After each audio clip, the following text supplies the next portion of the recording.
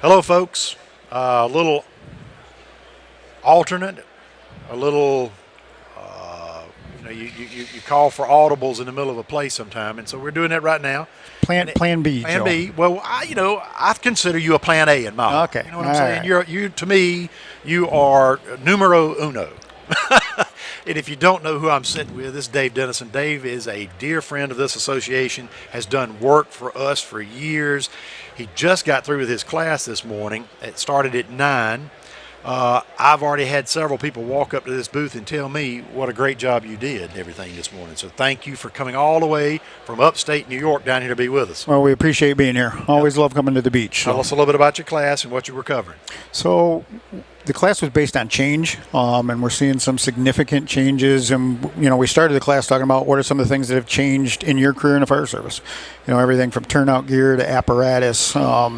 Fire behavior itself has changed, and that was part of the message yesterday was reading smoke and how that's changed over the years. And we used to go from the white to the gray to the black, and now we see a lot of black smoke when we get there first on the scene just because of all the plastics and stuff. So we talked about a number of the changes that have already taken place, but then some significant changes we see coming forward, especially with this proposed OSHA regulation that's coming down the tracks dead at us at this point in time. So. And it's important that people understand your background and your home department, and tell them a little bit about where you're coming from, and that's relatable to the conversation we're going to have about that. Very good. So we're based in Virgil, New York, which is upstate New York, right in the geographic center of the state. We're a small rural volunteer fire department. We used to be a mainly farming community. A lot of those family farms have gone out of business. Larger farms have moved into our area, so we've got a lot more people settling in. We're a remote kind of rural area, and people like that. They like to be out in the middle of the field and the trees and all those kind of things. So we've gone from the dairy farming community to a lot of what I call hobby farms, or people that they got between 5 and 20 acres, and they're out there doing their thing. So that's home. And the importance of that is that's also South Carolina. That's what we look like. And very much so. Have come down and helped with our farm medic programs and things through the years, because there is that similarity in comparison. And I lay that groundwork because you had the opportunity last week to testify in front of the subcommittee of a part of the Homeland Security Committee and U.S. House of Representatives. You did an outstanding job. I was honored to be there about 15 rows behind you, staying way out of the limelight. You did an outstanding job of not only representing Virgil and representing your background, but South Carolina as well. So on our behalf, thank you for that. But tell us a little bit about that process last week. Well, we certainly appreciate that, and it was an amazing experience. Who would have thought a small town farm boy from upstate New York would be testifying in the congressional halls in front of some pretty influential people. So it was a neat experience. But we were there basically voicing our concerns. And when you look at this new standard and you look at we're not opposed in any way to firefighter safety. We agree there's things that we need to and can do better. And I think that's what we all need to understand and look at this thing and go, there's a lot of good stuff in here. So let's take a look at it. Let's peel it back. Let's see what are those things that I can do? What are those things that I should be doing in my organization? And then what are some of those tricky spots that, unless you can give me unlimited funding, unlimited manpower, our organization, and I think we're kind of representative of a lot of rural South Carolina, New York State, Nebraska, you name it. We all have that same role where, once you get out into the communities, the size of our departments is smaller. Our budgets are definitely a lot smaller. And when you look at, and we've always talked about career and volunteer service and all those kind of things, I think there's a need and a place for both, and I really think we need to work together. So we're just looking at the proposed standard and saying, okay, what can we do? And we've already started implementing some stuff that was in there that was just a good idea. Yeah. So why aren't we doing this? And I wanted to ask you about some hot button issues in it, but that's an important point before we kind of get into anything that appears negative. The reality of it is there are good things in there that are needed. Oh, absolutely. Baseline training. Are we giving our folks the training that they need to make sure that they're safe when they get there? Tools and equipment. Have we provided the proper tools and equipment, the things that are out there that will help them do the job safer? Firefighter physicals. Again, good baseline physicals. Let's understand what's going on with our firefighters. Are they physically fit? NFPA did a study not too many years ago where they came out, and I think it was 70-some% of the heart attacks or heart conditions within the fire service had known heart conditions before they even, had that heart attack or something that's going on. So those are the things that we need to look at and go, boy, what? It doesn't mean that we should exclude anybody with a heart condition automatically, but let's make sure we're staying on top of it. Let's make sure we know what those risks are, and moving all of those kind of things forward. So those are the good things that are in there. And I'm a volunteer firefighter like you are, and I don't want this to become a paid volunteer kind of thing, the haves, the have-nots, the cans, the cannots. It needs to be a regulation for us all. And so there are parts and pieces of that of which it needs to apply equally, and we all need to strive to meet. I think you would agree that I'm not really interested in having exclusions just because of what I do without compensation. Absolutely not. But it's, we look at it and you can make the argument, safety has no cost or should have no price tag, all of those kind of things, which I agree with. And there are things that we can do and should do. But I also agree with the reality of knowing my fire district. And we went through and did some of the numbers. We'd be looking at a 42% tax increase in just the pieces that we've already digested. And people go, oh, no, you're exaggerating, you're blowing that out. No, when I look at the rule and what it says and what I would have to do to meet, and the biggest problem is those 22 incorporated by reference NFPA standards, to meet those standards and put that in there, that's going to be expensive for my district. And while I would love to do it, I also know that if I go to my taxpayers and say, oh, by the way, your taxes are going up 42%. Oh, and by the way, I write a pretty healthy check every year to pay for my taxes as well. So, we're in the volunteer fire service, and somebody put this really great for me the other day. They go, we're the owner operators, so we're the ones out there putting the fire out. We're the ones that are on the board trying to figure out where the funding's coming, and then we're the people back home writing the check to pay the taxes to pay for all of this. It is your community. It is what you're giving to your community, not only in your taxes, but your time and your effort to try to meet that community's needs. And you have assessed years of development. You've come to a point where that community, they understand what their risk is and what their opportunities are and our limitations. And that happens everywhere. Absolutely. You had an excellent relationship, obviously, and had an opportunity to have several representatives in that room that were questioning you and others during that testimony. And I used as an example this morning, and you can probably articulate it better than I can. I think it was Congressman Molinaro that asked you questions about the derivation of your funding. Yep. From where does your money come from? And he had an excellent series of questions he was asking you and others about that money, and that drives it home for me. Yeah, the elected officials are very concerned because they're hearing from their tax base, from their constituents. These are the type of things. So I give them credit. They convened that hearing. They wanted to get some people. They reached out to FASNY. FASNY gave me the opportunity to go speak on their behalf, at this hearing. And that's the message that we tried to get across. And Congressman Molinaro, he asked, do we get federal funding? Well, we have a competitive grant process, which, oh, by the way, the amount that they're using and they're putting in that program every year has declined while the number of requests has gone up. So there's no guarantee that I can get that federal money, even if I've got the best case, in the world that I need to have this stuff. It's a competitive process, and we may or may not get that. So we can't count on that. Statewide funding in New York State, just like South Carolina, a lot of the other states, your training division and bureau is somewhat funded by the state. So there's those costs that if I want to send a firefighter to training, I haven't got to spend a whole lot of money to do that. And, I was talking to Mr. Pope yesterday about that exact same concept and what that looked like. And he says, it's $5 for somebody to come take one of our courses. So that's a benefit. And yeah, we get some help out of the state for that. But the majority of our budget and the majority of our cost, that's right on the back of our taxpayers. Sure, and absolutely. That's people like you and I going out trying to make a living, come home, and then figure out how much money's left over at the end of the day, and it's not always a lot. And now we're looking at some pretty substantial tax increases to try to, help that. And fundamentally, we're not against safety. We're not against the standard. I want this standard to pass. I just want it to pass in an achievable, attainable form. I don't know that I'm the best to craft that language, but I do know that there are people around that we need to engage in having conversations about how to draft language that people in New York or South Carolina can get there. Absolutely. So, we started meeting on this back in December when it first hit the OSHA website. We were familiar with it because I'd worked on the Sabrifa panels and offered some comments before. But when it really looked like this thing was getting some traction and moving straight at us, we convened a group of all the major fire service organizations in New York and said, hey, what can we do? What can't we do? And our whole thing right from day one when we had those meetings is everybody goes, we want to be careful that we don't come out that we look like we're opposed to firefighter safety, because we're not. We want to do everything possible and everything, economically and technically feasible to do those things for our departments. But we also are under the realization that we have fewer people willing to volunteer. So we've got to be cognizant of how much time they're going to spend and what that looks like.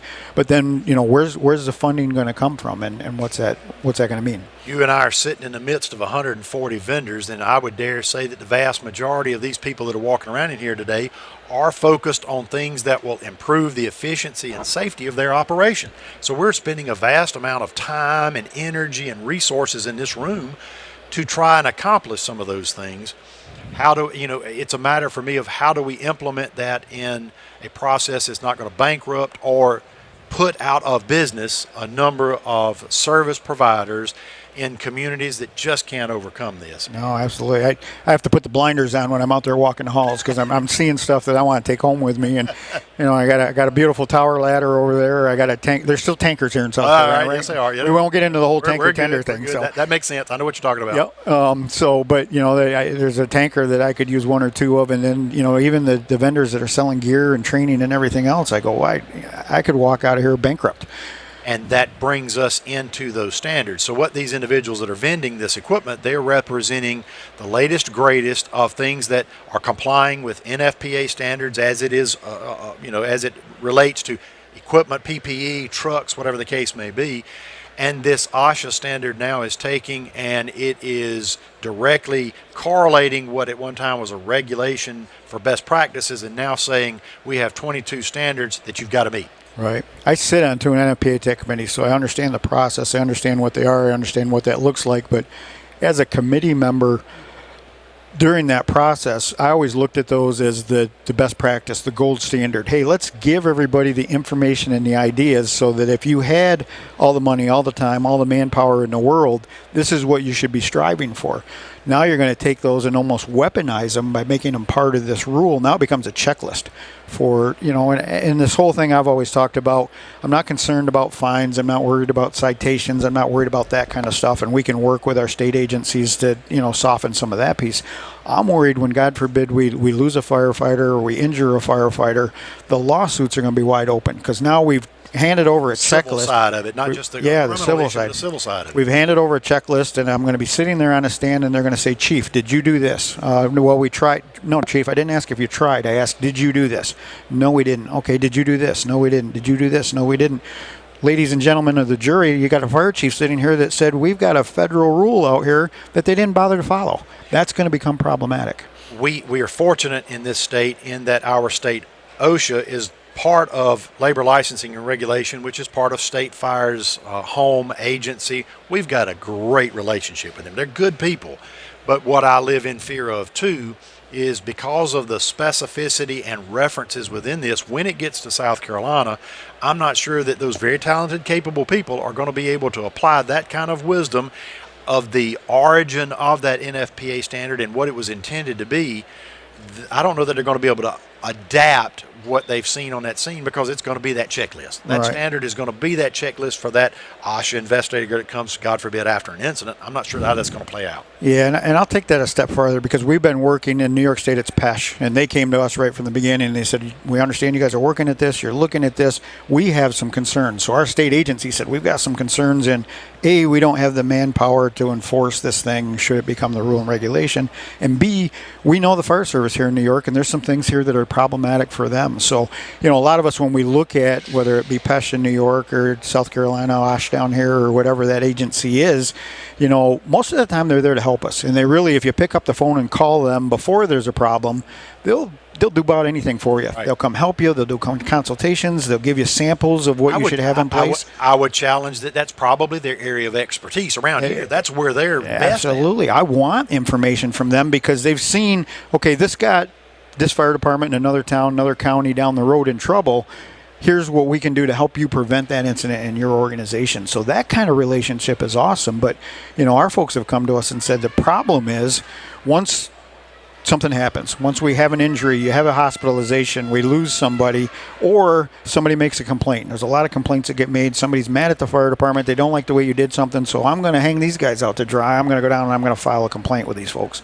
They go, at that point, we lose our opportunity to have a choice. That's right. Their role is changed. We've got a rule. Here's the rule. We have to enforce that rule. So, again, I'm when we look at the state agencies, and I think we can do a lot to partner with them, and they're working with us at this point on our side, but they got a job to do too, and I got to realize that. Give me some now. Let's go into some more specificity as a couple of good examples. I know that you have some portions of this that's near and dear to your heart, some things you and I have talked about offline and as we've gone through this, but let's talk some specific examples that are in this standard that are new to us or may be of great concern. So a lot of the things that are in the standard, there's a lot of documentation and paperwork. And in OSHA's, own 608-page document, they estimated that out to be about 173 additional hours per year.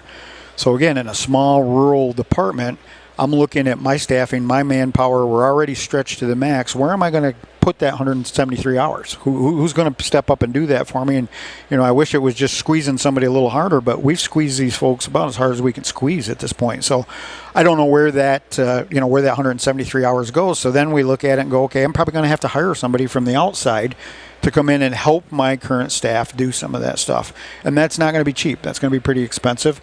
And as I look at it, we've got hundreds, if not thousands of hours invested in this thing, just trying to digest it and understand it. Okay.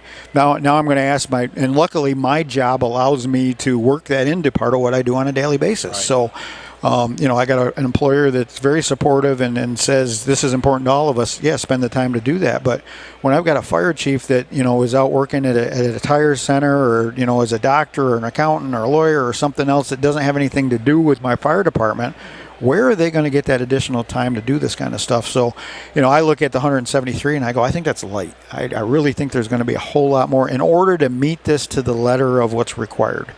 And then, a lot of folks go, well, we'll just do the best that we can do. Again, I don't think we're going to get fined. I don't think we're going to get citations, but God forbid when something happens, this thing's going to come back and grab us, and it's going to grab us hard.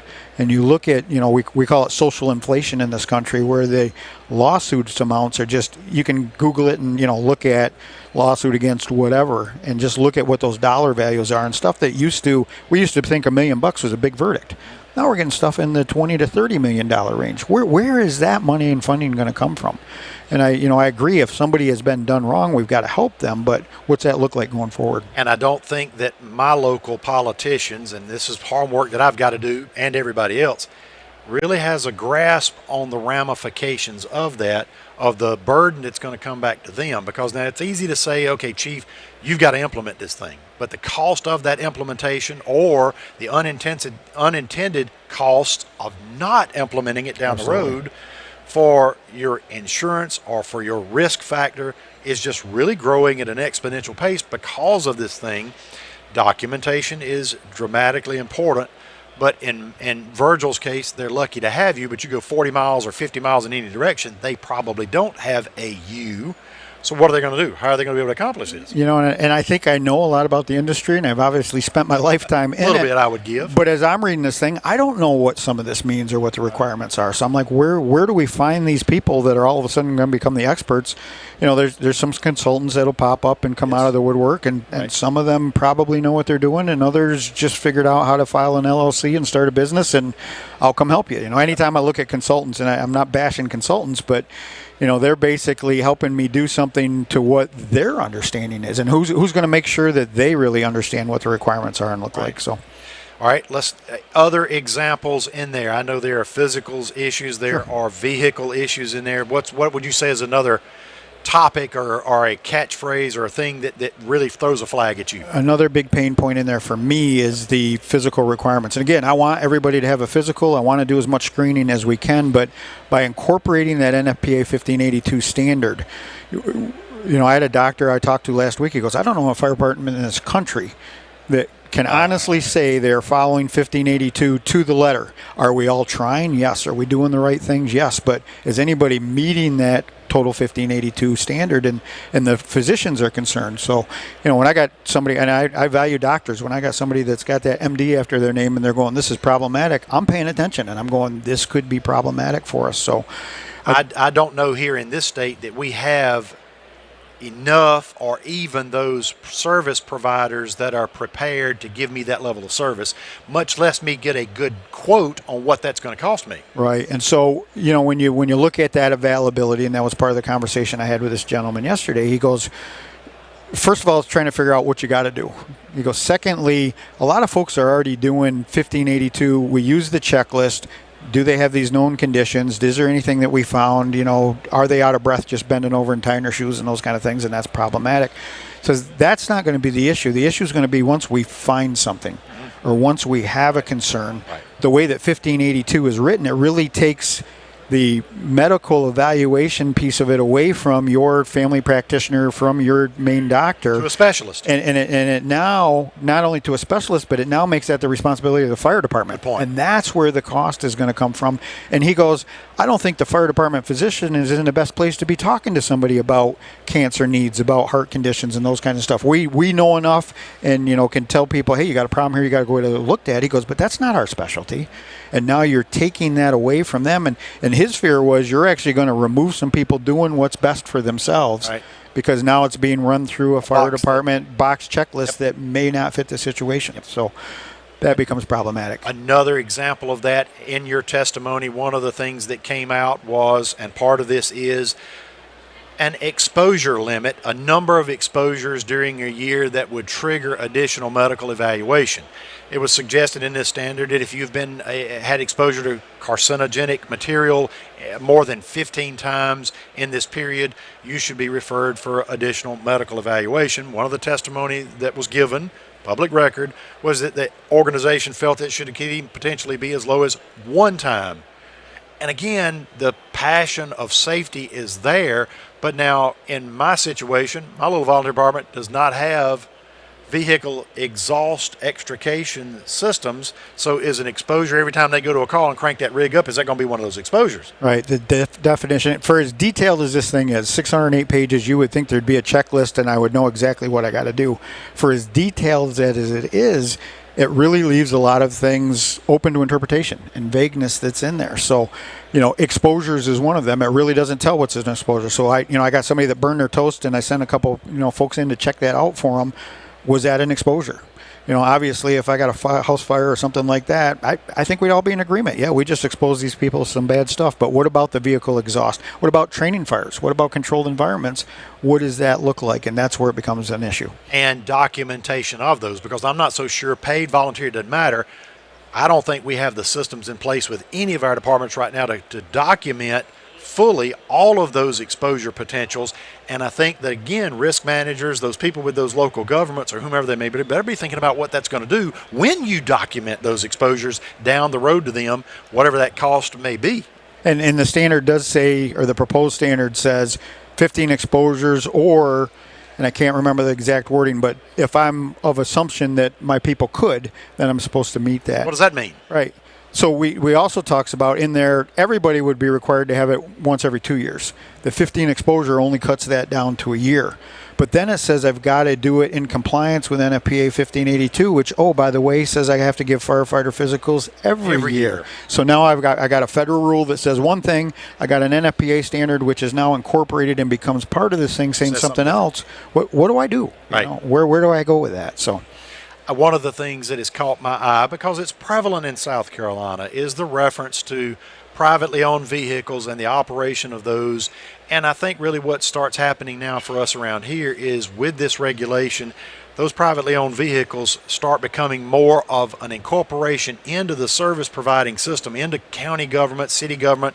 They start taking on some of the responsibility now of this POV as opposed to traditionally around here. I'll speak for it. New York may be different. Operating that POV still is back to the operator and their insurance and their system itself. It's not so much put on the agency, the department, and I think that's going to be a significant change and component of this. You mentioned that piece of it. When I saw the South Carolina comments, that's in the comments that, are we going to have to put red lights and sirens on all our POVs and that kind of stuff? And when I first read that, I'm like, I don't get that anywhere out of the stuff that I've looked at. But then I sit there and look at the folks that put that together, and I go, these folks have got 10 times more knowledge than I do. Who am I to say that they don't have the right interpretation or the right idea here? So I think that's what's really problematic with this thing is just the amount of stuff that's in there, and then it's not in there, but you got to go someplace else to get it. So you take the 608-page document, you cut it down to 40, which is what I call the meat and potatoes. Here's the regulation itself. But then you put those NFPA incorporated reference standards in there, and it goes back up to 2,500 to 3,000 pages. And there's not one place I can go look. I go back and forth, and then in the end, who's going to decide whether I did enough or not? Again, I'm not worried about a citation. I'm not worried about a fine, but I'm worried about a jury going, well, your person is no longer with us. Obviously, you didn't do enough to take care of them, and that's where it's going to become problematic. One final thing I'll bring up, and then I want to talk about what action we want people to do. The one final thing that struck me, too, is there's a lot of language and a lot of paragraphs in there talking about compensation, about workers' compensation, and classifying volunteers as employees or not. Now, ever since the 1980s, our state has taken a stance that everybody's an employee-employer relationship. Everybody's covered in this thing. But there's a lot of time spent in this proposed regulation trying to define whether you're classified or you're not. And to me, it just really falls over into Fair Labor Standards things that are now wrapped up into a safety standard. As you look at that, and some states are a federal state, which means OSHA oversees everything in the state. There's other states like South Carolina, New York, that are Indiana, state plan states where you have a state agency doing that. When we've talked to OSHA about some of this, and in their 608-page document, they say, it's going to cover this number of volunteers in one place, and then a totally different number somewhere else. So they don't understand it. And we said, help us understand who is covered, who's definitely covered, and who's not. And OSHA says, well, we're not saying anybody's got to do this. That's your state that's saying you got to do this. So you go to the state, and the state goes, we're not telling you got to do anything. You got to go to OSHA to get it, right. And you just got this finger pointing going on back and forth. Drives me insane. And it'll make you pull your hair out. But it's just passing the buck to try to give somebody wants to complain. Well, we didn't do that to you. They did it to you, and that's not fair. Nobody wants to be the bad guy. The reality exists, and it's not fair to try to push it off on somebody else. And I guess technically that's kind of my problem with this whole thing is that it's really a passed down deal, and I'm not against safety. I think that I've spent my 33 years. That's all I've ever done. That's my career. I'm not a safety guy. I should be looking at this thing going, this is awesome. Finally, we got some meat, and we can force people to do a lot of this stuff safer. But I also am a realist, and I look at it and I go, I know it's not possible. Right. So where are we going to go from there? So where do we go from here? What would your advice be to give to people listening or watching this? What do they need to do? So I can't stress enough the importance. You've got to put comments in, and I know you've got means to do that through the South Carolina page. NVFC has done that. We've got some help in New York to help you get in there. But we can't stress enough how important it is for everybody to go put a comment in. This would be problematic for my department. And people go with specific examples, right? Because people go, give us a template, give us this. I go, I can't tell you how your department runs because I don't know your department. So I know some, main pain points, but you have got to figure out what those individual pain points for yourself. One thing we didn't talk about is some of the officer qualifications. And when you read the rule and then you go read the NFPA standard, we believe that every fire chief would have to have Fire Officer 3. Only 21 states in this country even offer Fire Officer 3. Yep. And those that do, generally, and I talked to Mr. Pope about this yesterday, he goes, it's an academy class, right. So we got to have people take time out of their work schedule, come down here for 80 hours and sit through this thing, which again, if we can do that, that's awesome. Let's have them go do it. But so you've got these things that aren't even readily available. New York is spinning one off. They're looking here in South Carolina. Is there a way that we can make this available out in the field? Maybe we shorten the hours on it to make it, a little more palatable or easy for people to do. But if it was 80 hours at one point, how are we going to cover the material in 40? And we're doing it an injustice to do that. And we've got 333 departments in this state that don't have paid people involved in that. So now I'm telling you that somebody from your department who is in that incident command role, or all of those persons, are going to have to go and take that 80-hour program. And that's okay in this state. God bless them. It's not a cost for the course. But I've got to tell you, you've got to give up 2 weeks of your life to go do this thing, your job, your family, whatever the case may be. You just opened another rabbit hole up too, Joe, just in case you didn't know it. But I had to do it. The other problem there is, in order to take Fire Officer 3, there's other prerequisites that I got to have there. So now I got to go to 2 other standards, and I got to go get my fire instructor, and I got to get this, and I've got to get that before they'll even let me in the door to take the Fire Officer 3. So now take my 3,000 pages, and you just probably doubled that. It's all Joe's fault, so just remember that. I appreciate that. But now, okay, here's what I say because of that example of how that grows, most of the people that I have talked to about this, it's a glazed over look because it's just too much to get your hands around. Right. And I got people all the time going, Dave, I don't have the time to invest to put into this right now. And my response has always been, if you don't have the time now, you are definitely not going to have the time if we don't speak up. So that gets us back to where you were trying to head. Yes, sir. We have got to speak up. And that's what we're hearing from the congressional representation right now. They go, hey, we got people banging on our doors going that this is the greatest thing since sliced bread and we got to do it. We as the smaller departments, the municipalities, the volunteer departments, whether career combination, small career departments are going to have a lot of the same problems that my rural volunteer department's going to have. We have got to make sure that our voice is heard. Easy to do. You go to the Federal Register, you go to South Carolina site, and I know you guys got a link. I click on the link, I click on the button, box pops up, and I type in, I can't do this piece of it. We're starting a campaign, and I know you guys in South Carolina are going to do the same thing. We're going to do like a daily pain point, if you will. Does your fire chief officer have Fire Officer 3? If not, click here and tell OSHA why that's going to be problematic for you. They got to hear your story. They're sick and tired of listening to me or listening to some of the other folks that are out there trying to beat the drum. The more people we can get involved, and that's what our congressional folks are telling us as well, we're not hearing enough. They go, you guys are not making enough noise right now. It's starting to build. It's so new, it's so young. But even last night I was having a conversation to where a local fire chief had that discussion with his state representative, and the state representative contacts us saying, well, what are we going to do? What do I need to do? And my comment immediately was, you need to reach out to your congressman who just happens to be right, my house is right on the edge. So I know him. He was here in South Carolina and served in the state Senate. You got to call him. Yep. Right now today, you need to pick up the phone, Mr. South Carolina representative, and call Congressman Norman, I'll say, because he's a good guy, and tell him that this is a problem. You got to start having that conversation. No, absolutely. And not only your state representatives, obviously your federal representatives, but your local representatives as well, our counties, our cities, our towns. My county reached out to me and they go, should we be concerned about this? I go, well, if my department can't meet it, I don't know where that protection's coming from. So it's going to be, you guys are going to deal with that somewhere down the road. You need to jump on board. We can't be a bunch of whiny firemen. We don't like this. We don't want it. And people that put comments in, this is ridiculous, this is garbage. Those don't help anything. Right. Tell why we can't do it. Tell why it's a problem. Not just that we don't want to. Yep. I shared in my class that firefighters hate two things, change and the way things are. Right. So already we're butting heads and we've got a little bit of a problem there. But, we have got to make sure that everybody understands the impacts of this down the road. And we're going to change. This thing is coming in some shape or form. It's not going to go away. We need to understand. We need to realize that. But we want everybody to make a comment to go, this is problematic for us, and this is the reason why.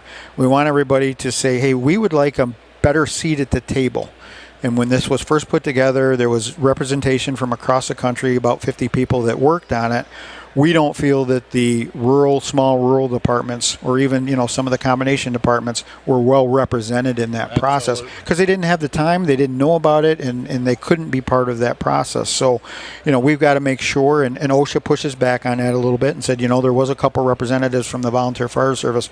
Volunteer Fire Service makes up 65% of the fire protection in this country. We certainly did not have 65% seat at that table. So we need to make sure that, we have a voice. Right now, all the stuff that we put in there, somebody's going to look at, they're going to decide whether it's meaningful or not meaningful and what's changed. We would like to be part of that. Let us help make those offers and solutions. Hey, you know what? We can't do this, but here's what we can do, and here's what we're willing to do, and it's going to be painful, but we can do it. Because my fear is if we don't negotiate at this point in time and this thing just comes down, it is so overwhelming, people are going to look at it and go, I can't meet it, so I don't want anything to do with it. Yeah. And we're going to roll the dice and we're going to take our chances. We're either going to close the door or we're going to ignore the fact that we don't comply with a federal rule that's in place. Right. And so they're just going to wash their hands of it. There's so many good things in here that we need and could be doing. Absolutely. Let's get that in there and let's make sure it works for everybody. Sir, you are a great friend of this association and have been for years. I appreciate what you keep doing for us. You're a subject matter expert, a great instructor. I don't know where you got that skill set. I never use that word expert. I'm an old guy who's been around long enough to understand some of this stuff. Well, I guess is what it is. You've done a great job. We've got in the audience two other folks from FASNY that are here with us this week. Y'all are great partners with us, and so thank y'all. No, the associations are huge, and you know what you guys are doing here, what FASNY's doing up in New York, what some of the other firemen's associations are doing, or firefighters associations around the country. We've got to mobilize right now. Yep. We've got to get our voice heard, and we got to make sure they understand who we are. Thank you, sir. Appreciate you, brother. Thank y'all for listening, and please look at websites and get involved. Thanks.